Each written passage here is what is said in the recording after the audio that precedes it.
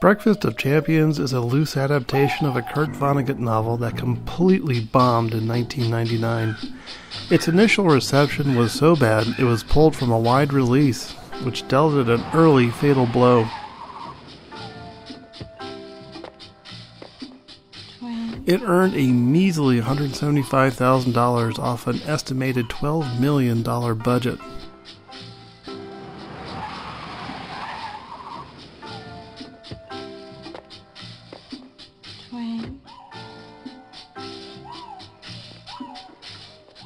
It stars Bruce Willis as Dwayne Hoover, a successful car salesman whose anxiety over his dealership and failing marriage contribute to his slow disconnection from reality.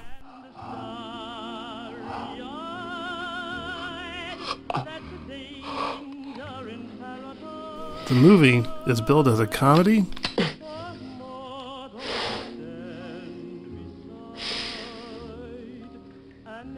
his semi-catatonic wife is played by Barbara Hershey.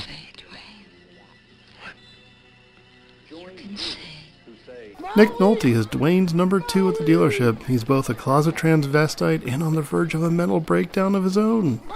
Whoops, there he goes. Albert Finney rounds out the main cast as Kilgore Trout, a recurring character in Vonnegut novels. As you may have guessed, he is also completely insane.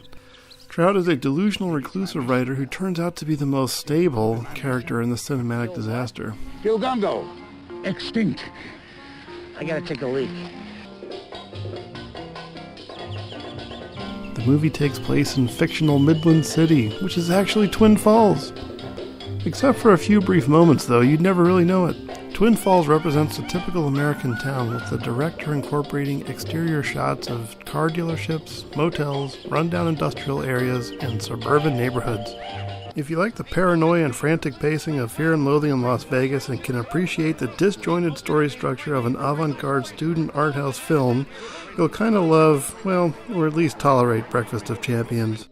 The movie explored some of Vonnegut's themes, such as breaking through society's thinly coated glossy veneer and the inherent paranoid neuroticism underlying suburban life in modern America. Whew, that was a mouthful.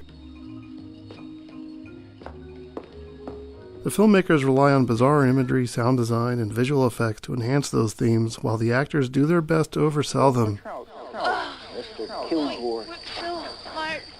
So it's a bit of a tonal mess that never really found an audience. Not enough Vonnegut for Vonnegut fans, not enough commercial appeal for general audiences. Did I mention this was billed as a comedy? You miserable creator.